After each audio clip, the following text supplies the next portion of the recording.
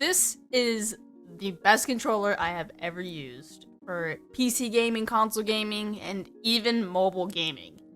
What's going on, console friends? My name's Ikeable, and on release day of the Elite Controller Series 2, we have had our chance to test it out on a few different platforms, and these are our impressions for the new Elite Controller. Most of you guys already know I'm a big fan of the original Elite Controller, and I actually still have it, my first and only one, and I've used it for many, many years, and it's still holding up perfectly fine. But the new one is out, so we had to get our hands on it, talk about it for you guys in a video, so let's dive into that. First of all, on the outside of the box here, obviously we have like the main picture of the controller on the side. There is a little display of some of the features and capabilities the controller has. Pretty standard Microsoft box, very appealing. Black on black kind of theme going. It looks really cool. I'm digging it. This controller is going to set you back a penny under, $180 US. And honestly, to me, it's worth it because it's going to make you a lot better gamer, and it's going to give you access to controller gaming on more than just your Xbox, like I said. We'll get into that. So when you first get the box open, you're going to be greeted with this case. I think it's exactly the same as the original Elite Controller case. I don't think I see many differences until, of course, you open it up, get greeted with a beautiful controller. There's a few different thumbsticks, and actually the case itself, the carrying case of the controller, has a dock, and it will recharge the controller while it's stationed inside the carrying case, as long as the charging cable is plugged into the back of the case. So that's pretty cool. This is a USB Type-C. This is a whole new charging cable than what we've seen with other Xbox controllers. This controller does not have any removable batteries. However, it is said to last up to 40 hours on a full charge. I mean, that's probably going to vary a little bit depending on, what you're playing and all that stuff. But that's what they say. I feel like that's pretty decent. And if not, we have the USB Type-C, which is the future of USB cables. You're going to be seeing it a lot, which is way better and way faster than other USB cables, so it's good. So I imagine the charging time for the controller is actually pretty fast. As I said, the controller comes with a few different thumbsticks. Here's a comparison for all the different sizes. The tallest one is the exact same, it seems, as the previous Elite Controller. But as you can see, there's actually a domed one and two other thumbsticks that kind of resemble like the 360 thumbstick. Like it has a bigger surface area. And then, of course, there's the normal thumbstick that it comes with. And on the very end of this clip here, I just have a normal Elite Controller thumbstick with a Control Freak on it, just so you can compare and see what sizes come with the new one. But that's not the only thing these thumbsticks can do. They actually can adjust the tension or how much pressure it might take to move the thumbsticks. And that's actually really, really cool. This is something the original Elite Controller did not have. It's really sick. So you can actually just pull these guys off, and you can see I actually have a Control Freak on this controller already, and they fit perfectly fine from my original Elite to the new one here. You can pull this off, and actually it comes with a nice little key thing, and you can see when you twist it, there's 3 different tension adjustments. There's the lightest tension, the medium, and the highest tension, which is actually exactly the same tension of Xbox 360 controllers. So if you want your new Elite Controller to feel kind of back in the day like an Xbox 360 controller, then you're going to turn the tension all the way up to the highest. It's going to make the thumbstick a little bit harder to push, but a lot of us are familiar with that. The standard for the original Xbox One controllers is the lightest tension selection. So if you're more adapted to how the new controllers feel these days, you can use the lowest tension setting. And then, of course, if you want something in between, the newest setting is the medium one. So that's really sick. I personally enjoy it. I like having that feature, and I think a lot of you guys are going to enjoy having that feature too. It's just something that's kind of cool and makes this controller, it's just one of those little things that makes this controller worth getting. With one of the biggest titles right now being Call of Duty Modern Warfare, and it being a backwards compatible game, one of my favorite features for this controller is its Bluetooth capability. I bought Call of Duty on the PC, but I often will play with a controller just because it feels right to me. I don't know. But at least I have the option for keyboard and mouse as well.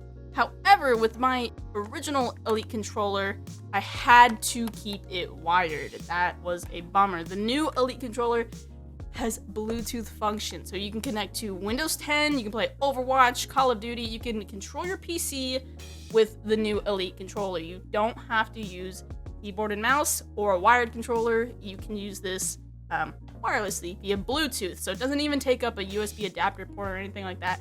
It's completely seamless. It's really easy to connect, and it worked amazingly. I'm going to be doing that from now on, actually.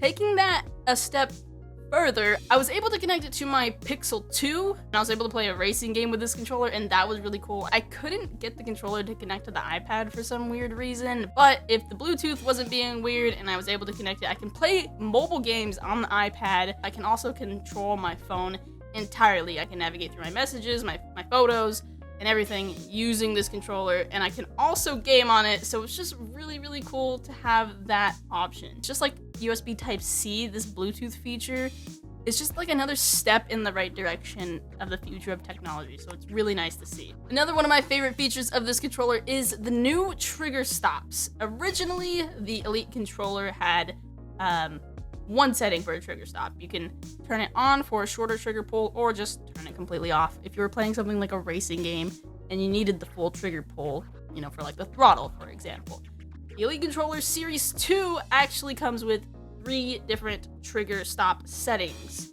So, as you can see, there's the 3 settings. You can have the full trigger pull if you wish.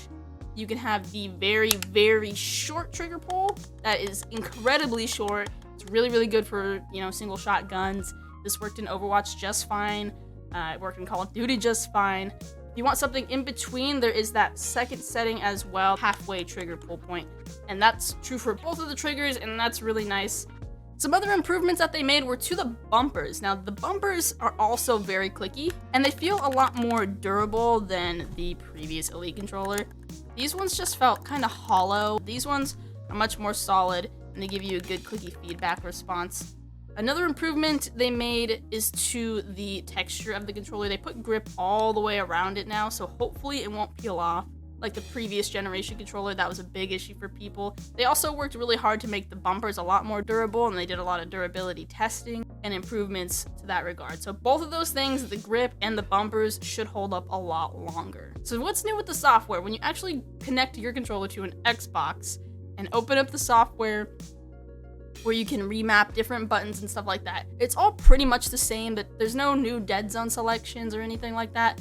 The biggest new thing is there's now a shift button option, so that's actually really cool. So say you want to take a screenshot really quick on the fly, you can map it to one of the single buttons here, or if you want to, you can map it to a shift key. So you can hold your shift key and push A, for example, and you can map that to take a screenshot, for example, or map Shift B button to record that.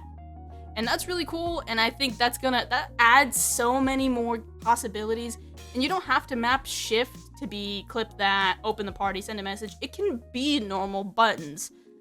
This is getting kind of weird into the weird matrix of button layouts and stuff like that, but trust me, when you actually figure out what you want, I think this adds so many more possibilities when it comes to how you want your buttons set up and accessing those buttons easier and more on the fly, like mid-game. It's actually really cool. When I opened the settings up on the Xbox One, it actually asked me if I wanted to copy my profiles from this original Elite controller to the new one. And I didn't have to go and change my dead zones and stuff that this controller had. I was able to just duplicate them right onto the new one.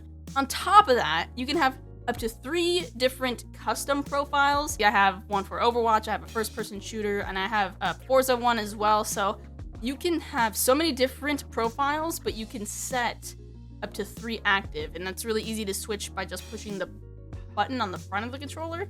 I am absolutely in love with this controller. I love the black on black look. The D-pad is the same old D-pad that we're used to, except it's black. The weight is a little bit different. I think they reduced the weight of it by like 3 grams, and it actually feels a lot better. And this just has so many new features, and you can use it in so many different ways. So I'm just absolutely in love with this controller, and the control freaks fit just fine on this new one. Then we don't have to get new control freaks or anything like that. But you know, if you do, you can use code Ikeable, get 10% off any control freaks. Get your aim up a little bit for the new Call of Duty. Let me know if you guys have any questions about the controller. I haven't had too much time with it, but with the time that I have had, I'm absolutely in love. It looks amazing. It's gonna be amazing. I'm so excited. Kind of wondering what it's gonna be like on the next gen. I don't know if they're gonna change the style of controllers for the next generation console. That would make sense. They do it every time, so I don't know. Maybe this will be a little dated once the new console hits the floor, but we'll see. Anyways, I hope this kind of steers your judgment. I think it's way better than a scuffed controller for anyone who's still buying scuffed controllers. Thank you guys so much for watching. I'll catch you guys in the next new video. Until then, my name's Ikeable. Peace.